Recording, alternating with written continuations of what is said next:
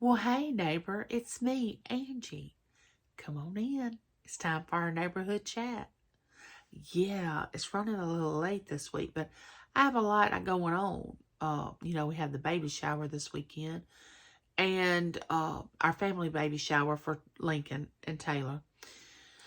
And of course, we have to add Brent in there. He did have a little something to do with it. No, just joking. He's good. But I'm bringing the neighborhood chat to you all.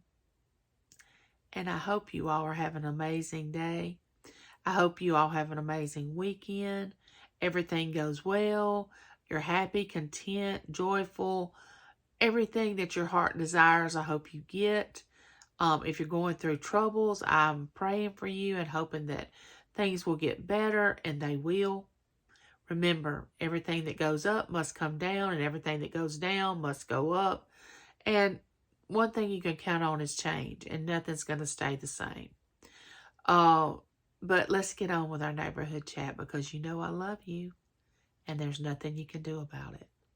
Well, I've thought about, what are we going to talk about today? And so I decided to focus on why do we want to look at others and focus on their life and not really focus on our own life? I mean, what is the reasoning behind that? And I also thought, well, the reasoning could be we may be more interested in what they're doing because we don't have a life, and we don't want to take the energy to take time to build our life, or maybe something's going on in our life that we would rather focus on something or somebody else, or we know we're doing negative things and we want to revert the light onto someone else so we won't get recognized as doing something wrong. I mean, there's many reasons why we don't focus on ourselves and we focus on someone else, whether it be in a positive way or a negative way. We, and I say we, because we tend to focus on what others are doing instead of what we need to reflect through ourselves to change and make ourselves better. I've come to realize that so many people do not want to change. They may not see a desire in that they need to change, or it's too much energy to be any different, and they just settle for who or what they are. They just don't have any desire to do better or achieve things. They're just content and just being who they are, which is fine. But I've always been the type of person that wanted to know more, wanted to learn more, wanted to be a better person, wanted to strive to give something to society instead of always just taking. Now, there is a balance. I mean, you got to have the giving and the receiving. You can't always be the giver, because you will get drained and then you'll start resenting it. And you can't always be the receiver, because you'll get spoiled and you'll just think, oh, I'm supposed to get things all the time. So there has to be a balance, and balance is very, very healthy. I mean, when you get unbalanced in anything, it's unhealthy. And of course, we have unbalance in our lives every day. I know I do. Unbalance in my weight, unbalance in my attitude, unbalanced in my health, unbalanced at when I used to work, unbalanced in the way I treat others. I mean, there's always, you're like on a seesaw, a teeter-totter. Sometimes you're doing well, sometimes you're not, and then you're evened out, and you're just, everything's smooth, and then boom, something happens. But we have to be prepared for when something happens. So why are we always focusing on someone else? And why do we even care? I know there comes a time you should care, because people need prayer and they need guidance and they need advice when you ask. I mean, don't directly go into somebody's life and start telling them what to do, how to act, how to be. Nobody wants that, especially if they're an adult. Nobody receives that very well. Wait till they ask. You know, no one dislikes a person worse than when you tell them what's wrong with you, then they start saying, oh, you need to do this or you need to do that. Come on, no one's perfect. So unless someone asked you for advice, I would say just listen when they start talking. Don't try to tell them how to fix it and what to do. Don't be a fixer.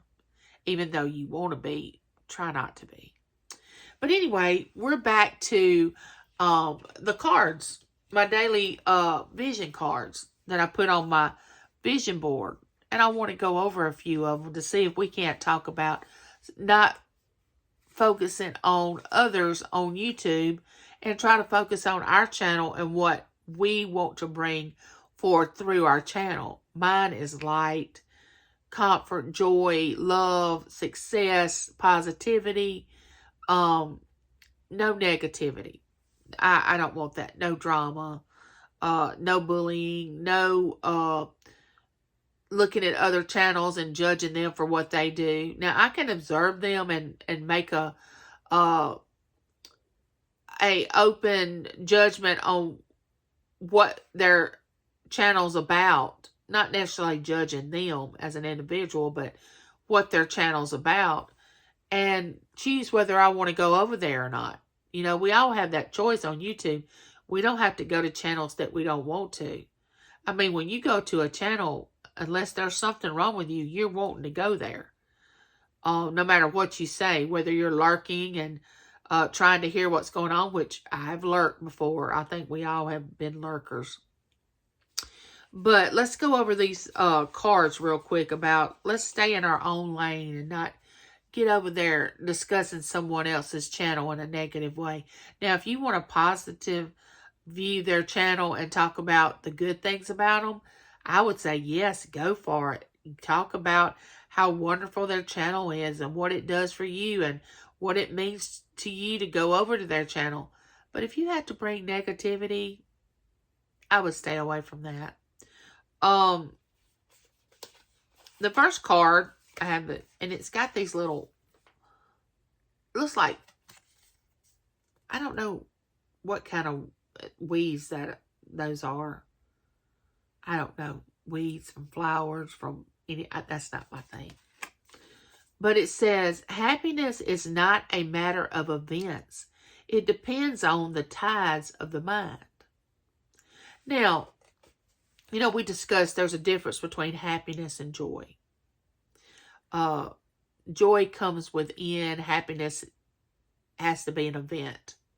You know, happiness, something has to happen that's good for you to be happy. But joy comes within, you know, and to me, joy comes from the person that I serve, my higher power. And you can be joyful and not be happy. So happiness comes with an event, you know, that happens.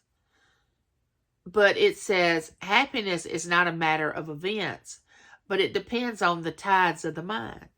See, so your mind, it plays a big role on how your life's going to turn out and how your day's going to turn out and how other people in your life are going to be.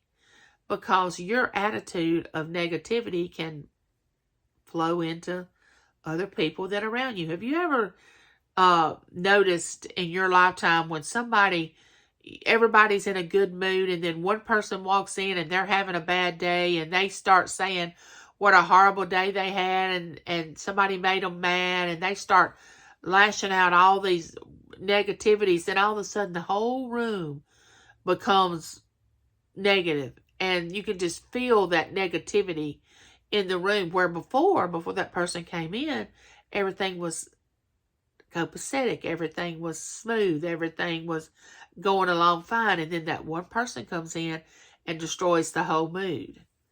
So be careful when you walk into somewhere and don't let that negativity feed off of you.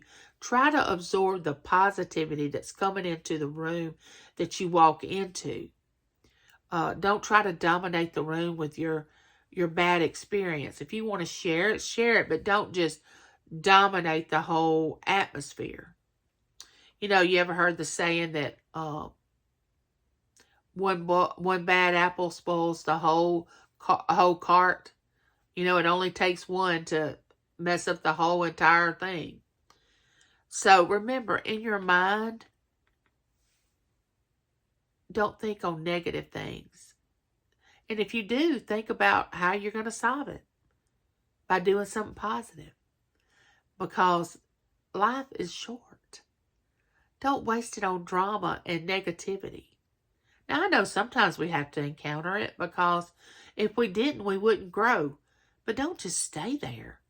I mean, have seen channels that just go on and on and on about what this person did to them and how they're going to get back, at them, and what they're going to do to them, and how sorry they are and how terrible they are. And they go back and forth for weeks. I don't see how people wake up and do that. Go to bed doing that. I just couldn't. I just couldn't do it. Number 2, trust the process. Trust the process. That's the back of it. I don't know if I showed the first one. This. And then this one. But right now we're talking about trust the process. You know, when you start something, especially if you have to start from scratch, and a lot of us who've had a bad childhood or a bad experience when we were growing up, we don't really trust people or things, or we think we have to be stuck back there when we were 11 and 12 or 13, or whenever the experience happened to us that caused us to turn into a different person. And then when we get older, we have to make a choice whether we're going to trust the process of being a different person, or we're going to stay in the same state that we're in, and we're just going to wallow in that state and continue to go downhill and bring everybody else down with us. You know, stay on crutches. Let me tell you something. Being handicapped physically is not fun. And being handicapped emotionally and spiritually is not fun either. So think about getting off the crutches.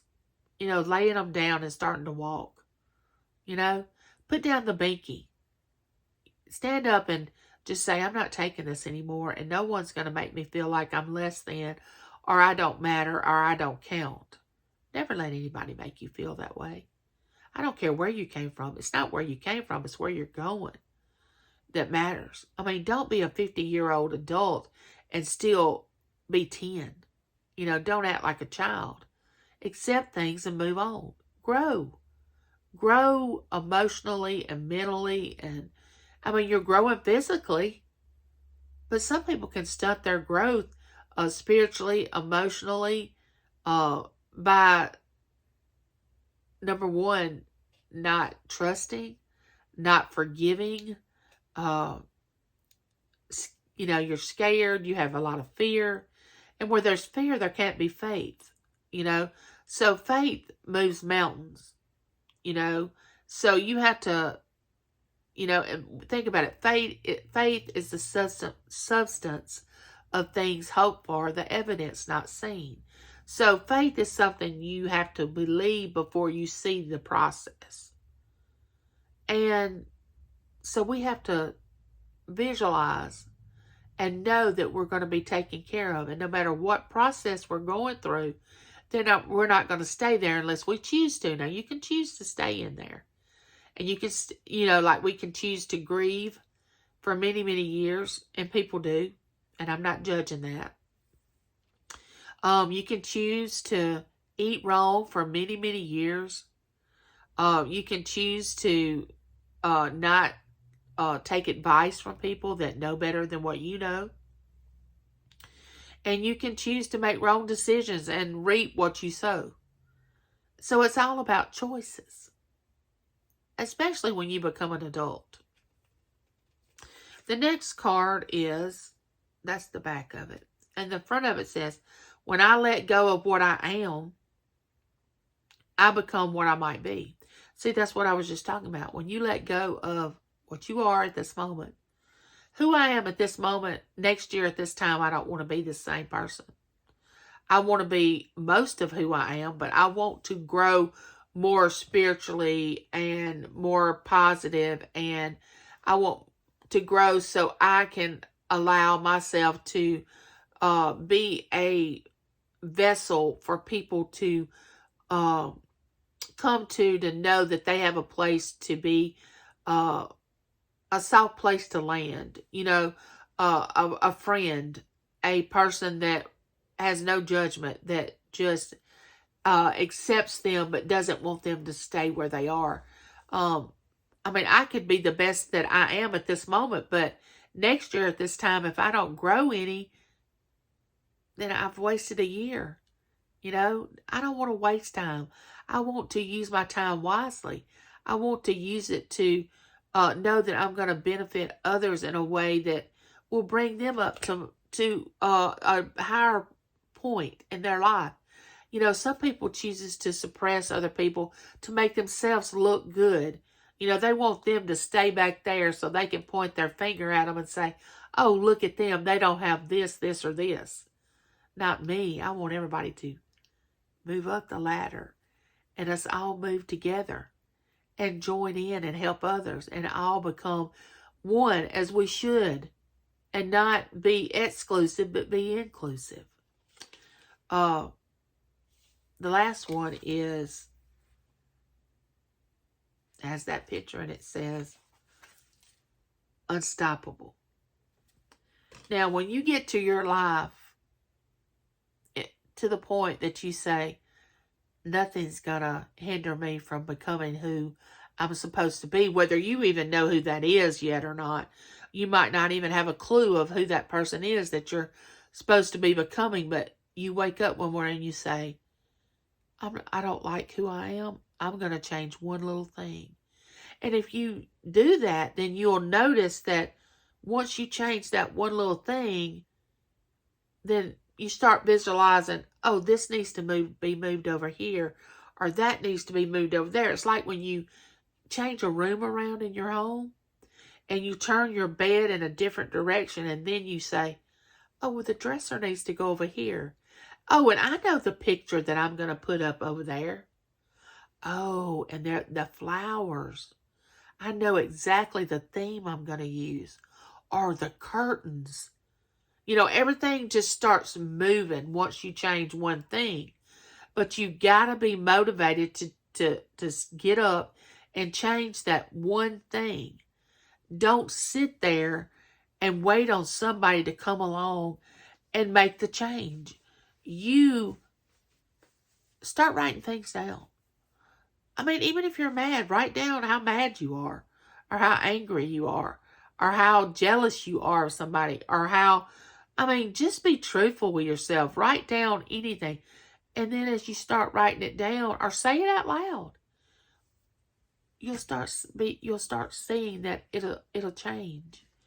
All that anger and bitterness and sadness leave out into the universe, because it's not trapped in this little small vessel that we call a body, and you'll be able to fill it with, if you choose to, because you could easily fill it again with the same stuff, all the negative stuff again. It's your choice, but try to fill it with beautiful things, like wonderful memories. Make new memories. Start posting things. If you have to cut things out of a magazine that look beautiful, or print pictures off the internet to post around you on your refrigerator, or cards like this, motivational cards, to put on your refrigerator or somewhere around where you can see them on your computer. If you really want to change, you can. But if you really want to be negative, you can too. It's your choice. And with that being said, neighbor, I love you. And there's nothing you can do about it. Don't forget, Sunday night I'll be with Save Here First Ella at 5 p.m. Eastern, 4 Central. And we will be keeping it real once again. Like, share, subscribe, ring that bell. Please comment. I love your comments. Bye, neighbor.